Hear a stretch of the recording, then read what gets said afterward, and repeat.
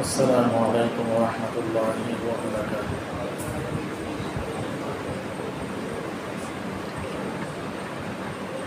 إن الحمد لله نحمده ونستعينه ونستغفره ونؤمن به ونتوكل عليه ونعوذ بالله من شرور أنفسنا ومن سيئات أعمالنا.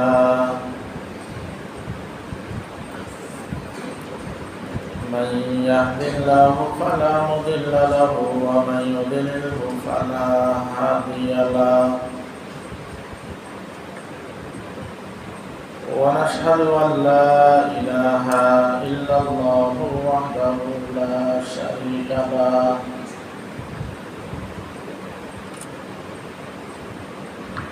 ونشهد أن سيدنا وحبيبنا ومولانا محمدا عبده ورسوله صلى الله عليه وعلى آله وأصحابه وبارك وسلم. أما بعد فأعوذ بالله من الشيطان الرجيم.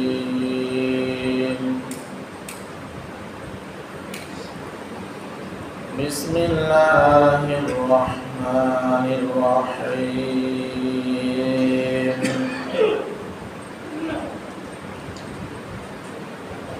لقد كان لكم في رسول الله أسوة حسنة لمن كان يرجو الله واليوم الآخر وذكر الله كثيرا.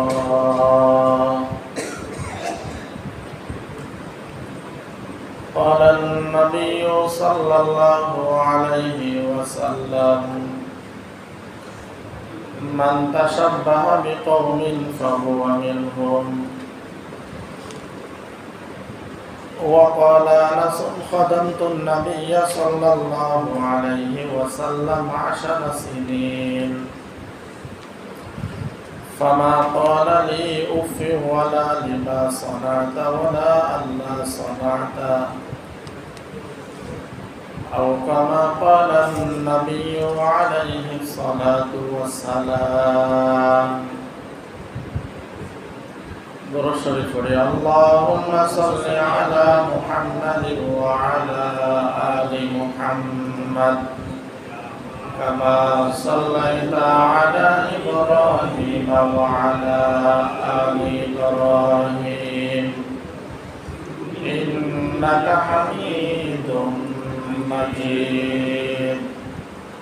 اللهم بارك على محمد وعلى آل محمد كما باركت على إبراهيم وعلى آل إبراهيم إنك حميد مجيد.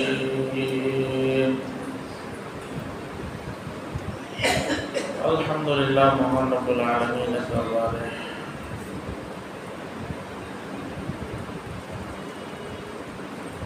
অসংখ্য অগণিত শুকরিয়া যে মহান রব্বুল আলামিন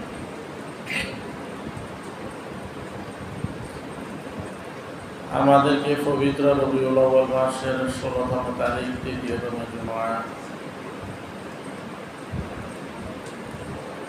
জুমার নামাজ পড়ার উদ্দেশ্যে মসজিদে আসা বসার যার যতটুকু সম্ভব হয়েছে ইবাদত বন্দেগী করার পর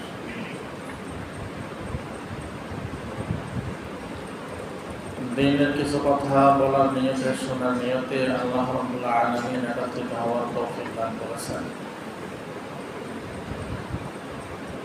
এই জন্য মহান রব্বুল আলামিনের দরবারে শুকরিয়া আদায় করি, আলহামদুলিল্লাহ।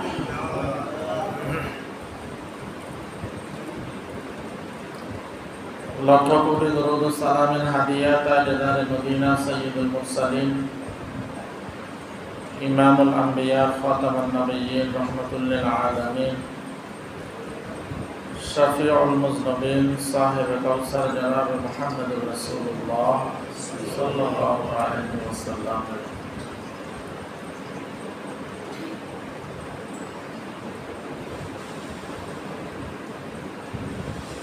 গত জুমাতে আমরা রাসূলুল্লাহ সাল্লাল্লাহু আলাইহি ওয়াসাল্লামের সিরাত সম্পর্কে আলোচনা করেছি।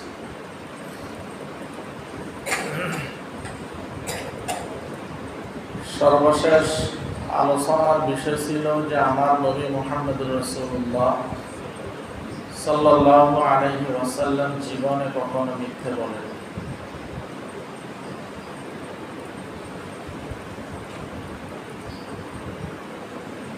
নবীজি সাল্লাল্লাহু আলাইহি ওয়াসাল্লামের যে সিরত, যে চরিত্র,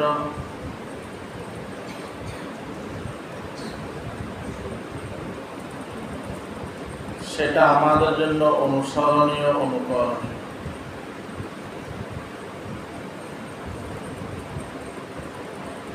কারণ আল্লাহ রাব্বুল আলামিন কুরআনুল কারীমের মধ্যে জানিয়ে দিয়েছেন আমরা কার অনুসরণ করব, কিভাবে অনুসরণ করব। আমাদের জন্য কার মধ্যে রয়েছে উত্তম আদর্শ, যেটা আল্লাহ রাব্বুল আলামিন আমাদেরকে জানিয়ে দিয়েছেন।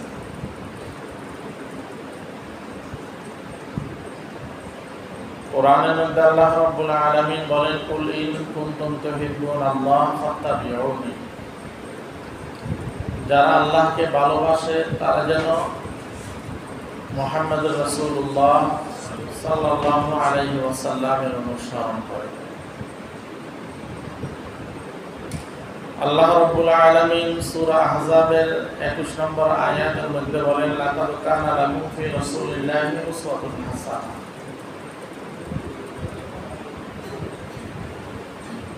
আমাদের জন্য সবচাইতে উত্তম আদর্শ আল্লাহ রাব্বুল আলামিন যার মধ্যে রেখেছেন তিনি হলেন মুহাম্মদুর রাসূলুল্লাহ সাল্লাল্লাহু আলাইহি ওয়াসাল্লাম। দুনিয়ায় এত উত্তম আদর্শ থাকা সত্ত্বেও আমরা এক এক সময় এক একজনের আদর্শ বাস্তবায়ন করার জন্য সমাজের মধ্যে, রাষ্ট্রের মধ্যে আমরা আমাদের জীবনকে বিসর্জন দিয়ে দিই।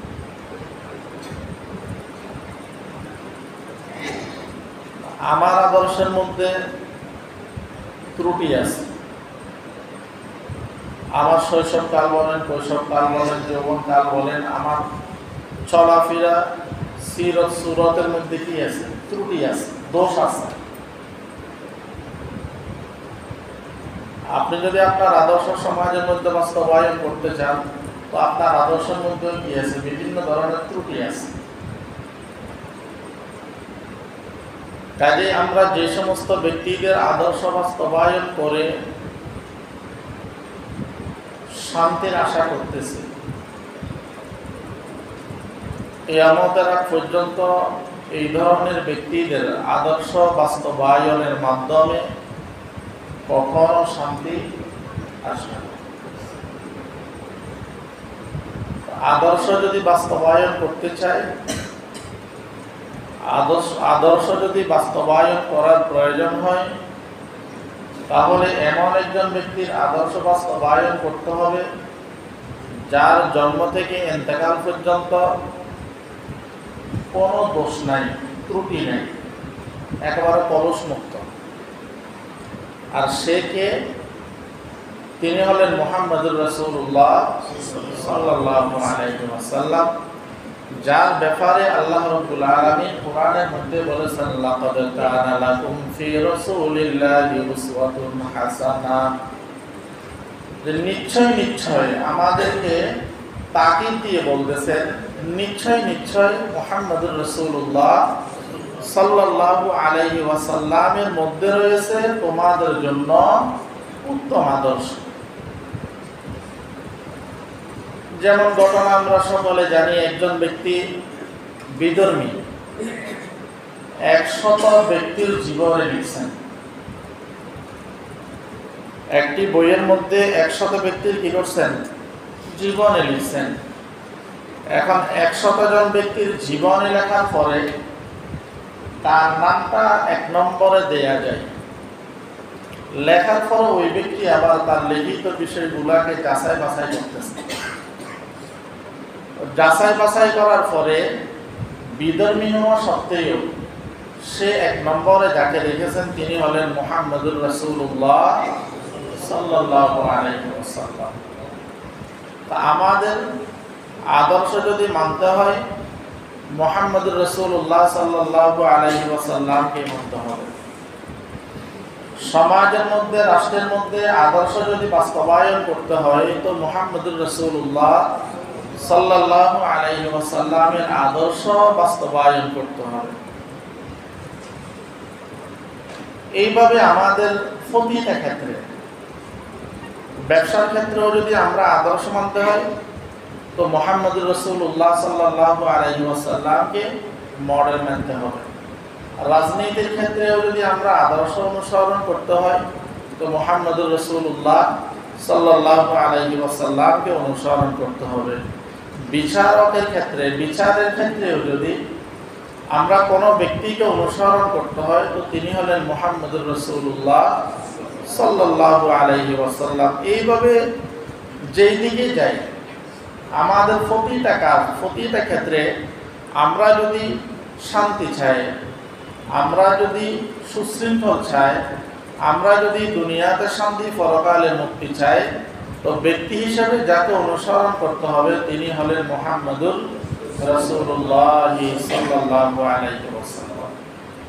এইজন্য আল্লাহ রাব্বুল আলামিন বলেছেন কুল ইন কুনতুম তুহিব্বুনাল্লাহ। আল্লাহ রাব্বুল আলামিন বলেন কুল ইন কুনতুম তুহিব্বুনাল্লাহ ফাত্তাবিউনি ইউহিব্বুকুমুল্লাহ ওয়া ইয়াগফির লাকুম যুনুবাকুম ওয়াল্লাহু গফুরুর রহিম। সূরা আল ইমরান আয়াত নম্বর হলো 31। যে আল্লাহ রাব্বুল আলামিনকে যারা ভালোবাসে তারা যেন মুহাম্মদুর রাসূলুল্লাহ সাল্লাল্লাহু আলাইহি ওয়াসাল্লামকে অনুসরণ করে। এই অনুসরণটা শুধু সুন্নতের ক্ষেত্রে নয়, নামাজের মধ্যে আসলে নয়, সর্বক্ষেত্রে তারা যেন মুহাম্মদুর রাসূলুল্লাহ সাল্লাল্লাহু আলাইহি ওয়াসাল্লামকে অনুসরণ করে। মানুষের সাথে কথা বলার ক্ষেত্রে মুহাম্মদুর রাসূলুল্লাহ সাল্লাল্লাহু আলাইহি ওয়াসাল্লামকে অনুসরণ করা লাগবে। আমাদের প্রতিটা ক্ষেত্রে মুহাম্মদুর রাসূলুল্লাহ সাল্লাল্লাহু আলাইহি ওয়াসাল্লামকে কি করা লাগবে? অনুসরণ করা লাগবে। অথচ আমরা রাসূলুল্লাহ সাল্লাল্লাহু আলাইহি ওয়াসাল্লামের অনুসরণ অনুকরণ না করার কারণে আমাদের মধ্যে যত অশান্তি, আমাদের মধ্যে যত ধরনের বিশৃঙ্খলা, এই বিশৃঙ্খলার পিছনে একটাই কারণ, আমরা মুহাম্মদুর রাসূলুল্লাহ সাল্লাল্লাহু আলাইহি ওয়াসাল্লামকে আমাদের মডেল আমরা মানতে পারি না। অথচ আমাদের নবীর চরিত্র কেমন ছিল আল্লাহ রাব্বুল আলামিন কোরআনের মধ্যে বলেন ওয়া ইন্নাকা লাআলা খুলুকিন আযীম, ওয়া ইন্নাকা লাআলা খুলুকিন আযীম। পৃথিবীর মধ্যে সর্বশ্রেষ্ঠ চরিত্রের অধিকারী হলেন মুহাম্মদুর রাসূলুল্লাহ সাল্লাল্লাহু আলাইহি ওয়াসাল্লাম, যার চরিত্রকে খুলুকে আযীম বলেছেন, মহান চরিত্রের অধিকারী বলেছেন। এবং আল্লাহ রাব্বুল আলামিন মুহাম্মদুর রাসূলুল্লাহ শান মানকে আল্লাহ রাব্বুল আলামিন অনেক উঁচু মাকাম দান করেছেন। এই জন্য একজন কবি বলেন कलमा में नमाजों में कामत में अज़ा और हाय नाम इलाही से मिला नाम मुहम्मद। কালমার মধ্যে যেখানে যেখানে আল্লাহ রাব্বুল আলামিনের নাম আছে সেখানে সেখানে মুহাম্মদুর রাসূলুল্লাহ সাল্লাল্লাহু আলাইহি ওয়াসাল্লামের নাম আছে। কালিমার মধ্যে আছে লা ইলাহা ইল্লাল্লাহ, এরপরে আছে মুহাম্মাদুর রাসূলুল্লাহ। তাকবীরের মধ্যেও আছে, আযানের মধ্যেও আছে, আশহাদু আল্লা ইলাহা ইল্লাল্লাহ, এরপরে আছে আশহাদু আন্না মুহাম্মাদার রাসূলুল্লাহ। ইকামতের মধ্যে আছে আশহাদু আল্লা ইলাহা ইল্লাল্লাহ, আশহাদু আল্লা ইলাহা ইল্লাল্লাহ, এরপরে আছে আশহাদু আন্না মুহাম্মাদার রাসূলুল্লাহ। যেখানে যেখানে আল্লাহ রাব্বুল আলামিনের নাম আছে সেখানে সেখানে মুহাম্মদুর রাসূলুল্লাহ সাল্লাল্লাহু আলাইহি ওয়াসাল্লামের কি আছে? নাম আছে। তা আমরা এমন একজন নবীকে পাইছি, এমন একজন নবীর উম্মত হওয়ার আল্লাহ রাব্বুল আলামিন আমাদেরকে তৌফিক দান করেছেন। তো নবীর সিরাত, নবীর চরিত্র, কয়েকজন সাহাবী আম্মা জানা আয়েশা সিদ্দিকা রাদিয়াল্লাহু তাআলা আনহা গিয়ে বলেন, আয়েশা রাদিয়াল্লাহু তাআলা আনহা, আম্মা জানা আয়েশা, আমার নবী মুহাম্মদুর রাসূলুল্লাহ সাল্লাল্লাহু আলাইহি ওয়াসাল্লামের চরিত্র কেমন ছিল? তো আয়েশা সিদ্দিকা রাদিয়াল্লাহু তাআলা আনহা বলেন, তোমরা কি কোরআন পড়ো নাই? তোমরা কি কোরআন পড়ো নাই? যে কোরআনটা হইল মুহাম্মদুর রাসূলুল্লাহ সাল্লাল্লাহু আলাইহি ওয়াসাল্লামের জীবন্ত চরিত্র। এই জন্য আমরা কেমন নবী পাইছি? পৃথিবীর মধ্যে যত সৌন্দর্য আছে সমস্ত সৌন্দর্যকে যদি এক পাল্লার মধ্যে রাখা হয়, আমার আপনার নবী মুহাম্মদুর রাসূলুল্লাহ সাল্লাল্লাহু আলাইহি ওয়াসাল্লামের সৌন্দর্যকে যদি আরেক পাল্লার মধ্যে রাখা হয়, তো আমার আপনার নবী মুহাম্মদুর রাসূলুল্লাহ সাল্লাল্লাহু আলাইহি ওয়াসাল্লামের সৌন্দর্য হবে সবচাইতে বেশি, সবচাইতে বেশি। আমাদের নবী মুহাম্মদুর রাসূলুল্লাহ সাল্লাল্লাহু আলাইহি ওয়াসাল্লাম সর্বোচ্চ দাতা ছিলেন। আমাদের নবী মুহাম্মদুর রাসূলুল্লাহ সাল্লাল্লাহু আলাইহি ওয়াসাল্লাম সর্বোচ্চ কি ছিলেন? বাহাদুর ছিলেন। নবীজি সাল্লাল্লাহু আলাইহি ওয়াসাল্লাম আশজাআন নাস, সবচাইতে বেশি কি ছিলেন? বাহাদুর ছিলেন। নবীজি সাল্লাল্লাহু আলাইহি ওয়াসাল্লাম জীবনে কখনো কোনো খাদেম, স্ত্রী, কোনো ব্যক্তিদের উপরে হাত উঠান নাই, কোনো ব্যক্তিদের উপরে কি করেন নাই? হাত উঠান নাই। জিহাদের ময়দান ব্যতীত, জিহাদের ময়দানে হাত উঠাইছেন, তলোয়ার দিয়ে আঘাত করেছেন, জিহাদ করেছেন। নবীজি সাল্লাল্লাহু আলাইহি ওয়াসাল্লাম কখনো মন্দের প্রতিশোধ নবীজি সাল্লাল্লাহু আলাইহি ওয়াসাল্লাম মন্দ দিয়ে নিতেন না। নবীজি সাল্লাল্লাহু আলাইহি ওয়াসাল্লাম কখনো মন্দের প্রতিশোধ কি দিয়ে নিতেন না? মন্দ দিয়ে নিতেন না, বরং ক্ষমা করতেন অথবা বিষয়টা এড়িয়ে চলতেন। যেমন নবীজি সাল্লাল্লাহু আলাইহি ওয়াসাল্লামকে একবার বলেছিলেন যে, ইয়া রাসূলুল্লাহ, আপনি কি করেন? উদউ আলাল মুশরিকিন, আপনি কাফেরদের, মুশরিকদের জন্য আপনি বদদোয়া করেন। তো নবীজি সাল্লাল্লাহু আলাইহি ওয়াসাল্লাম বলেন, আমাকে তো লানতদাতা হিসেবে আল্লাহ রাব্বুল আলামিন দুনিয়ায় প্রেরণ করেন নাই, বরং আমাকে আল্লাহ রাব্বুল আলামিন রহমত হিসেবে কি করেছেন? প্রেরণ করেছেন। তো নবীজি সাল্লাল্লাহু আলাইহি ওয়াসাল্লাম কেমন ছিলেন? নবীজি সাল্লাল্লাহু আলাইহি ওয়াসাল্লাম অসুস্থ ব্যক্তিদেরকে দেখতে যাইতেন, অসুস্থ ব্যক্তিদেরকে দেখতে যাইতেন। এটা রাসূলুল্লাহ সাল্লাল্লাহু আলাইহি ওয়াসাল্লামের একটা আদর্শ, এটা রাসূলুল্লাহ সাল্লাল্লাহু আলাইহি ওয়াসাল্লামের একটা কি আদর্শ, যেটা আমরা গত 5 তারিখে যে সমস্ত ছাত্ররা আহত হয়েছে, নিহত হয়েছে, এই সমস্ত ব্যক্তিদের সাথে অনেক ভাই ব্রাদার দেখা করার জন্য গিয়েছেন, তাদের খবরাখবর নিয়েছেন, তাদের চিকিৎসায়, তাদের পারিবারিক অবস্থা নির্ভর করে তাদের সাহায্য সহযোগিতাও করেছেন। এইভাবে একের দুঃখে অপরজন দুঃখী হওয়া, একের সুখে অপরজন কি হওয়া? সুখী হওয়া, এটা রাসূলুল্লাহ সাল্লাল্লাহু আলাইহি ওয়াসাল্লামের আদর্শ। তো নবীজি সাল্লাল্লাহু আলাইহি ওয়াসাল্লাম রোগীদেরকে দেখতে যাইতেন। হাদিসের মধ্যে আসছে যে নবীজি সাল্লাল্লাহু আলাইহি ওয়াসাল্লাম বলেন, যে সমস্ত মানুষগুলো রোগীদেরকে দেখতে যায়, অসুস্থ ব্যক্তিকে দেখার জন্য যায়, তো কোনো ব্যক্তি যদি সকালে অসুস্থ ব্যক্তিকে দেখার জন্য যায়, তো সন্ধ্যা পর্যন্ত 70,000 ফেরেশতা ওই ব্যক্তির জন্য দোয়া করেন। সুবহানাল্লাহ। কোনো ব্যক্তি যদি সন্ধ্যায় কোনো রোগীকে দেখতে যায়, তো ফেরেশতা সকাল পর্যন্ত ওই ব্যক্তির জন্য কি করেন? আল্লাহ রাব্বুল আলামিনের দরবারে দোয়া করতে থাকেন। আল্লাহ রাব্বুল আলামিনের দরবারে কি করেন? দোয়া করতে থাকেন। নবীজি সাল্লাল্লাহু আলাইহি ওয়াসাল্লাম রোগীকে দেখতে যাইতেন, নবীজি সাল্লাল্লাহু আলাইহি ওয়াসাল্লাম জানাজায় শরীক হইতেন। নবীজি সাল্লাল্লাহু আলাইহি ওয়াসাল্লাম বলেছেন, কোনো হাসি দানকারী ব্যক্তি যদি বলে আলহামদুলিল্লাহ, তার প্রতি উত্তর তুমি বলো ইয়ারহামুকাল্লাহ। কোনো ব্যক্তি যদি হাসি দেওয়ার পর যদি বলে আলহামদুলিল্লাহ, হাদিসের মধ্যে আছে যে একজন ব্যক্তি হাসি দিলেন, তো ওই ব্যক্তি হাসি দেওয়ার পরে আলহামদুলিল্লাহ বলেন নাই, তার প্রতি উত্তরে ইয়ারহামুকাল্লাহ বলেন নাই। আরেকজন ব্যক্তি হাসি দেওয়ার পর বললেন আলহামদুলিল্লাহ, তো তার প্রতি উত্তর বলা হয়েছে ইয়ারহামুকাল্লাহ। তা হাসি দেওয়ার পর আলহামদুলিল্লাহ বলা, যিনি হাসি দিয়েছেন উনি আলহামদুলিল্লাহ বলার পরে তার প্রতি উত্তরে কি বলা? ইয়ারহামুকাল্লাহ।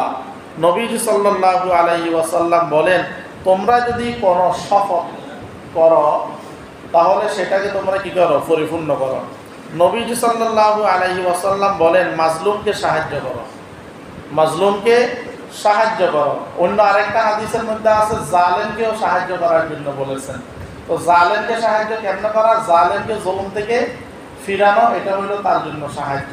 আর মাজলুমকে জালেমের জুলুম থেকে সাহায্য করা, মাজলুমকে জালেমের জুলুম থেকে সাহায্য করা। এরপরে নবীজি সাল্লাল্লাহু আলাইহি ওয়াসাল্লাম কোনো গোলাম, কোনো দাস দাসী যদি নবীজি সাল্লাল্লাহু আলাইহি ওয়াসাল্লামকে দাওয়াত দিতেন, তো দাওয়াত কি করতেন? গ্রহণ করতেন। দাওয়াত কি করতেন? গ্রহণ করতেন। এটা রাসূলুল্লাহ সাল্লাল্লাহু আলাইহি ওয়াসাল্লামের আদর্শ।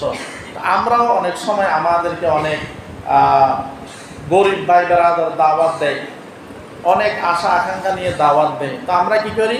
ওই ব্যক্তিকে এড়িয়ে চলি, ওই ব্যক্তিকে এড়িয়ে চলি। ওই ব্যক্তির দাওয়াত অনেক ক্ষেত্রে আমরা মুখ দিয়ে গ্রহণ করলেও আমরা উপস্থিত হয়ে সেটা গ্রহণ করতে পারি না। এমনটা যেন না হয়, এটা রাসূলের আদর্শ।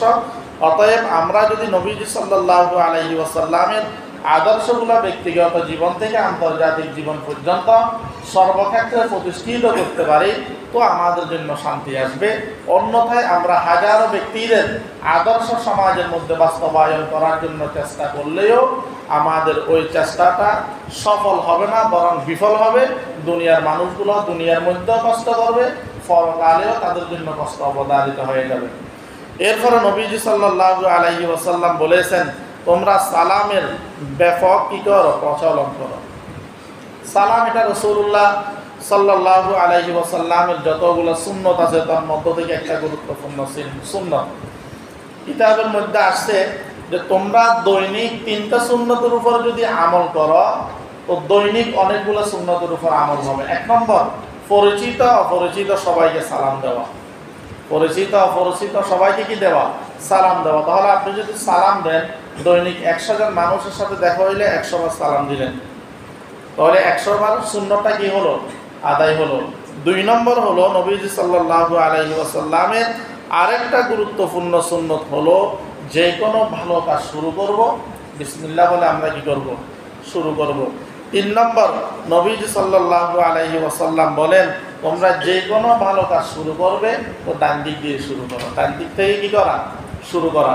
এই 3টা সুন্নত যদি আমরা দৈনিক আমল করি, সকাল থেকে একেবারে ঘুম থেকে ওঠার পর থেকে নিয়ে আবার ঘুমানো পর্যন্ত আমাদের সাথে কতগুলো লোকের সাথে দেখা হয়, কতগুলা কাজ করা হয়। তো প্রতিটা কাজের শুরুতে যদি বিসমিল্লাহ বলা হয়, প্রতিটা কাজ যদি ডান দিক থেকে করা হয়, প্রতিজন মুসলমানের সাথে দেখা হওয়ার পর যদি সালাম দেওয়া হয়, তাহলে দৈনিক একজন মানুষ কতগুলো সুন্নতের উপর আমল হইতেছে। এই জন্য আমরা রাসূলুল্লাহ সাল্লাল্লাহু আলাইহি ওয়াসাল্লামের এই বিষয়গুলো আমরা খেয়াল করব। কারণ সালাম এটা নবীজি সাল্লাল্লাহু আলাইহি ওয়াসাল্লামের গুরুত্বপূর্ণ একটা সুন্নত। আমাদের মধ্যে প্রচলন আছে যে সালাম দিলে কয় নাকি? 90 নাকি, আর সালাম লইলে 10 নাকি। এই ধরনের একটা কথা আমাদের মধ্যে প্রচলন। একসময় আমরা ছোটকালে বলতাম যে সালাম দিলে 90 নাকি, সালাম লইলে 10 নাকি, এই ধরনের কথা আমরা একটা বলতাম। অথচ হাদিসের মধ্যে নবীজি সাল্লাল্লাহু আলাইহি ওয়াসাল্লাম বলেন, নবীজির একজন সাহাবী বলেন, একজন ব্যক্তি আসার পর বলেন আসসালামু আলাইকুম। নবীজি সাল্লাল্লাহু আলাইহি ওয়াসাল্লাম সালামের জবাব দিয়ে বলেন, তুমি 10 পাইছ। আরেকজন এসে বলেন আসসালামু আলাইকুম ওয়া রাহমাতুল্লাহ। নবীজি সালামের জবাব দেওয়ার পর বললেন, তুমি 20 পাইছ। আরেকজন বলেন আসসালামু আলাইকুম ওয়া রাহমাতুল্লাহি ওয়া বারাকাতুহু। আমার আপনার নবী মুহাম্মদুর রাসূলুল্লাহ সাল্লাল্লাহু আলাইহি ওয়াসাল্লাম সালাম দেওয়ার পর বললেন তুমি 30 পাইছো। তো যে এতটুকু বলে আসসালামু আলাইকুম সে 10 নেকি পাবে, যে বলবে আসসালামু আলাইকুম ওয়া রাহমাতুল্লাহ সে 20 নেকি পাবে, যে বলবে আসসালামু আলাইকুম ওয়া রাহমাতুল্লাহি ওয়া বারাকাতুহু সে 30 নেকি পাবে। এবং যিনি আগে সালাম দিবেন ক্বালান নবী সাল্লাল্লাহু আলাইহি ওয়াসাল্লাম আল বাদিউস সালাম বারিউম মিনাল কিবির, নবীজি সাল্লাল্লাহু আলাইহি ওয়াসাল্লাম বলেন আগে যে সালাম দেয় সে অহংকার থেকে পবিত্র। তা আমরা আগে আগে সালাম দেওয়ার জন্য কি করব, চেষ্টা করব ইনশাআল্লাহ। আল্লাহ তাআলা আমাদের তৌফিক দান করুক। এবং নবীজি সাল্লাল্লাহু আলাইহি ওয়াসাল্লামের এই সুন্নত সালামটা দেওয়ার পরে আমরা অনেকে মুখ দিয়ে উত্তর দেই না, মাথা দিয়ে উত্তর দিই, ইশারা দিয়ে উত্তর দিই। এই উত্তরটা যথাযথ না। একজন ব্যক্তি সালাম দেওয়ার পরে ওই ব্যক্তিকে শুনাইয়া জবাব দেওয়াটা হইল ওয়াজিব। একজন ব্যক্তি সালাম দেওয়ার পরে ওই ব্যক্তিকে শুনাইয়া জবাব দেওয়াটা হইল ওয়াজিব। অতএব উনি শুনমতো উত্তর দেব। দূরে যদি হয় সেটা ইশারার দ্বারা যে আমি সালামটা নিলাম সেটা ভিন্ন বিষয়, কিন্তু উপস্থিত ক্ষেত্রে আমরা অনেক সময় দেখা যায় সালাম দেওয়ার পরে আমরা কি করি না, সালামের যথাযথ উত্তর দিই না। তা আমার আপনার নবী মুহাম্মদুর রাসূলুল্লাহ সাল্লাল্লাহু আলাইহি ওয়াসাল্লাম কেমন ছিলেন, যে নবীজি সাল্লাল্লাহু আলাইহি ওয়াসাল্লাম কোনো মানুষের সাথে যখন কথা বলতেন, আমরা তো ডাইনে যদি একজন লোক থাকে তো গাটকে পাকা করে কথা বলি, কিন্তু নবীজি সাল্লাল্লাহু আলাইহি ওয়াসাল্লাম যখন কোনো ব্যক্তির সাথে কথা বলতেন তো উনি পুরাপুরি ওই ব্যক্তির দিকে ফিরে যাইতেন। ওই ব্যক্তির দিকে পুরাপুরি কি করতেন, ফিরে যাইতেন। নবীজি সাল্লাল্লাহু আলাইহি ওয়াসাল্লামের সাথে যখন কোনো ব্যক্তি মুসাফাহা করতেন, নবীজি সাল্লাল্লাহু আলাইহি ওয়াসাল্লাম ততক্ষণ পর্যন্ত হাত চাপতেন না যতক্ষণ পর্যন্ত ওই ব্যক্তি তার হাতটা নিত না। কারণ অনেক মানুষ মোহাব্বতের খাতিরে তো নবীজির হাতের সাথে হাত মিলেছেন, এটা তো ওনার জন্য সৌভাগ্য। এখন নবীজি যদি হাতটা আগে টেনে নেয় ওই ব্যক্তির মনে হইতে পারে হাই যে আমি তো আর একটু ধরে রাখার ইচ্ছা ছিল, হাতটা টেনে নিলাম। এটা অনেক মানুষের এটা মোহাব্বত, অনেক মানুষের এটা আবেগ, অনেক মানুষের এটা কি মোহাব্বত। অনেক ওলামায়ে কেরামদের সাথে অনেকে মুসাফাহা করে হাতের মধ্যে চুমা খায়, এটা ওনার মোহাব্বত। তো এই জন্য নবীজি সাল্লাল্লাহু আলাইহি ওয়াসাল্লাম জীবনে কখনো কোনো মানুষকে গালি দেন নাই। নবীজি সাল্লাল্লাহু আলাইহি ওয়াসাল্লাম বাজারে গিয়ে হই হাল্লা করেন নাই আমরা যেমনটা করি। নবীজি সাল্লাল্লাহু আলাইহি ওয়াসাল্লাম জীবনে কখনো উলঙ্গ হন নাই। ওনার সতর জীবনে কখনো কেউ দেখেন নাই। কথিত আছে কিতাবের মধ্যে দেখছি, ঘটনা সত্য হইতে পারে মিথ্যাও হইতে পারে। কাবাগর যখন নির্মাণ করতেছেন আব্দুল মুত্তালিব এবং ওনার সন্তানরা যখন কাবাগর নির্মাণ করতেছেন, তো মুহাম্মদুর রাসূলুল্লাহ সাল্লাল্লাহু আলাইহি ওয়াসাল্লাম ছোট ছিলেন, তো উনিও ওদের কাজে সহযোগিতা করতেন, ছোট বাচ্চারা যেমন আমাদেরকে সহযোগিতা করে। তো একজন কি করলেন, বলতেছে যে পাথরগুলো তোমার এমনি নিতে কষ্ট হইতেছে, পরিধানের কাপড়টা এখানে কাঁধের উপরে দিয়ে তারপর ওইখানে পাথর দিয়ে নাও। কিতাবের মধ্যে আসছে তার শরীর থেকে কাপড়টা খোলার সাথে সাথে আল্লাহ রাসূল সাল্লাল্লাহু আলাইহি ওয়াসাল্লাম অজ্ঞান হয়ে গেছে। তো নবীজি সাল্লাল্লাহু আলাইহি ওয়াসাল্লাম জীবনে কখনো সতত দেখান নাই, উলঙ্গ হন নাই। আমরা তো অনেক সময় দেখা যায় যে আমাদের পুরুষদের অনেক সময় পায়জামা পরছি, নাভির নিচে পায়জামা, অথবা হাফ প্যান্ট পরছি, হাঁটুর উপরে হাফ প্যান্ট।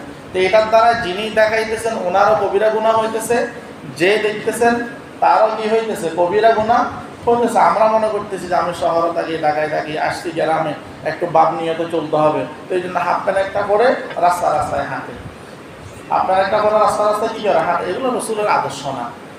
আমাদের মধ্যে রসুল্লাহ সাল্লাল্লাহু আলাইহি ওয়াসাল্লামের সুন্নত, নবীজির আদর্শ আমাদের মধ্যে না থাকার কারণে আমরা বড়দেরকে সম্মান করি না, আমরা ছোটদেরকে কি করি না, স্নেহ করি না, আমরা বাবা মার খেদমত করি না। অনেক মানুষ আছে বাবা মার খেদমত করে না। তা আমরা এগুলো যেন আমাদের মধ্যে না থাকে। রাসূলুল্লাহ সাল্লাল্লাহু আলাইহি ওয়াসাল্লাম যখন কথা বলতেন এমনভাবে কথা বলতেন মনে হয় যেন তার কথাগুলা কয়টা কথা বলছেন সেটা আপনি গুনতে পারবেন। আম্মা জান আয়েশা সিদ্দিকা রাদিয়াল্লাহু তাআলা আনহা বলতেছেন যে এমনভাবে কথা বলতেন নবী সাল্লাল্লাহু আলাইহি ওয়াসাল্লামের কথাগুলো যেন কি করতে পারবে, মানুষ গণনা করতে পারবেন। নবীজি সাল্লাল্লাহু আলাইহি ওয়াসাল্লাম যখন রাস্তা দিয়ে চলতেন, আমরা উপরের দিক থেকে নামার সময় যেভাবে নিচের দিকে একটু ঝুঁকে নামি, নবীজি সাল্লাল্লাহু আলাইহি ওয়াসাল্লাম রাস্তা দিয়ে যখন চলতেন তো নবীজি সাল্লাল্লাহু আলাইহি ওয়াসাল্লাম এইভাবেই চলতেন, মানে অহংকারীভাবে নবীজি সাল্লাল্লাহু আলাইহি ওয়াসাল্লাম চলতেন। যে নবীজি সাল্লাল্লাহু আলাইহি ওয়াসাল্লাম রাস্তা দিয়ে চলতেছেন, অথবা ইসলামের প্রথম খলিফা হযরত আবু বকর সিদ্দিক রাদিয়াল্লাহু তাআলা আনহু রাস্তা দিয়ে চলতেছেন, ওমর রাদিয়াল্লাহু তাআলা আনহু রাস্তা দিয়ে চলতেছেন, তার ডাইনে বামে সামনে পিছনে কতগুলো নিরাপত্তা বাহিনী আছে এমনটা না। কারণ উনাদের মধ্যে আল্লাহর ভয় ছিল, যার কারণে কাফের মুশরিক যারা আছে এরা উনাদেরকে ভয় করেছেন। ওনাদের মধ্যে সততা ছিল, ওনাদের মধ্যে কখনো দুই নম্বরে ছিল না। এই জন্য ওনারা রাস্তায় বের হলে ওনাদেরকে মারবে, কাটবে, হামলা করবে, এই ধরনের ভয়গুলো ছিল না যেমনটা আমাদের মধ্যে থাকে। কারণ আমাদের মধ্যে তো দুই নম্বরই বেশি, আমাদের মধ্যে ন্যায়ের থেকে অন্যায় বেশি, আমাদের মধ্যে ন্যায় বিচার থেকে অন্যায় বিচার হইল আমাদের মধ্যে কি বেশি, যার কারণে এক একটা পরিবারের মধ্যে জায়গা জমিন সংক্রান্ত বিষয়গুলা যোগ যোগ ধরে চলে আসতেছে, যোগ যোগ ধরে এগুলা কি আছে চলে আসতেছে, ন্যায় বিচার হয় না। অন্যায়ভাবে যার দাপট বেশি তার পক্ষে অনেক সময় রায়টা চলে যায়, বিদায় এই ধরনের সমস্যাগুলো আমাদের মধ্যে সবসময় লেগে থাকে। তো নবীজি সাল্লাল্লাহু আলাইহি ওয়াসাল্লামের মধ্যে অহংকার ছিল না। রাস্তা দিয়ে যখন হাঁটতেন, আমরা উপরের দিক থেকে মানুষ নিচে নামার সময় যেমনিভাবে ঝুঁকে হাঁটে, নবীজি সাল্লাল্লাহু আলাইহি ওয়াসাল্লাম সেভাবে হাঁটতেন। আমাদের নবী সাল্লাল্লাহু আলাইহি ওয়াসাল্লাম একেবারে লম্বাও ছিলেন না, খাটোও ছিলেন না, মধ্যম ছিলেন। নবীজি সাল্লাল্লাহু আলাইহি ওয়াসাল্লামের চুলগুলো ছিল কোকড়ানো, চুলগুলো ছিল কোকড়ানো। নবীজি সাল্লাল্লাহু আলাইহি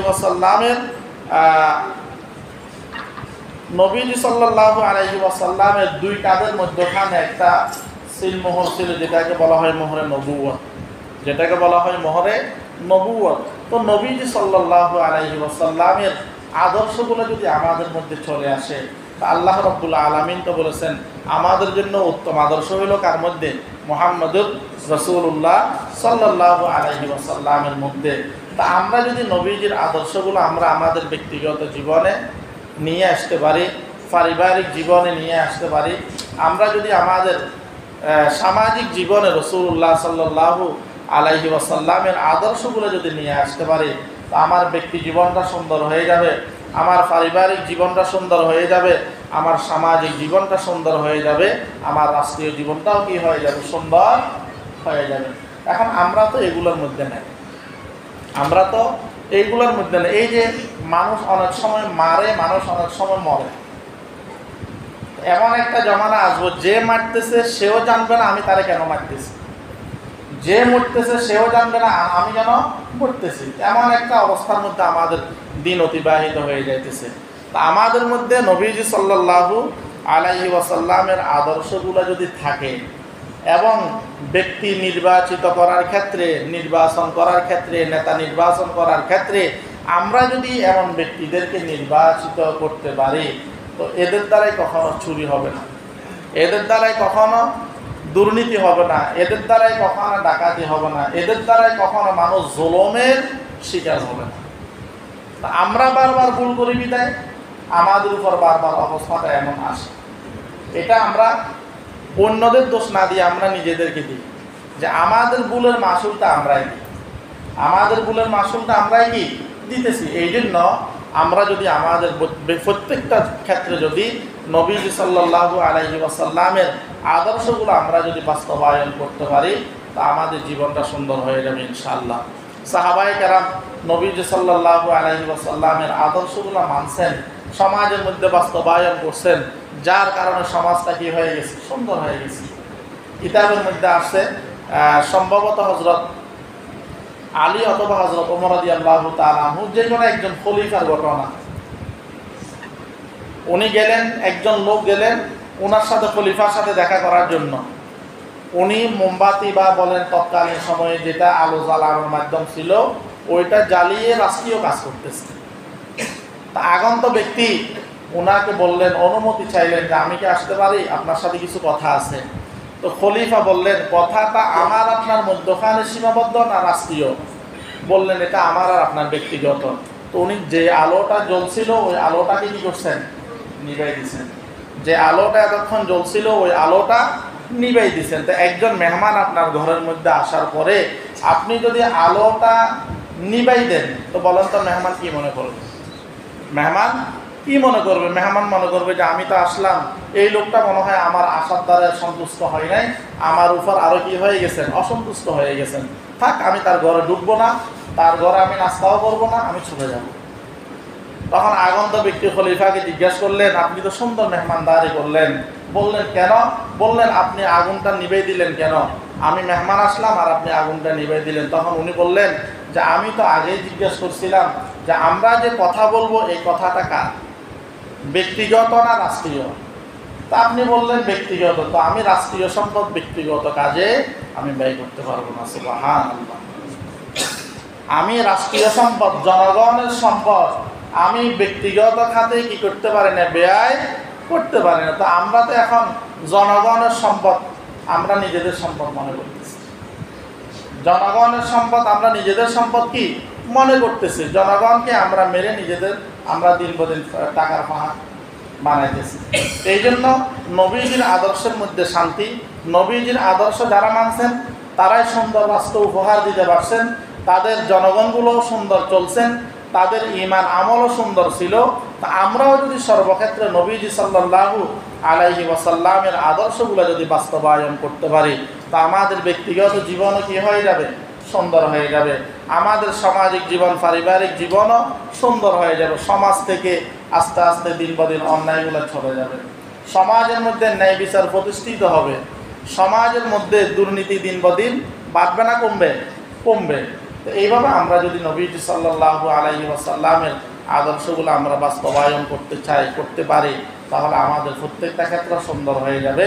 আল্লাহ তাআলা আমাদের সবাইকে ব্যক্তিগত জীবন থেকে আন্তর্জাতিক জীবন পর্যন্ত সর্বক্ষেত্রে মুহাম্মদুর রাসূলুল্লাহ সাল্লাল্লাহু আলাইহি ওয়াসাল্লামকে অনুকরণ করার তৌফিক দান করুক। আমিন।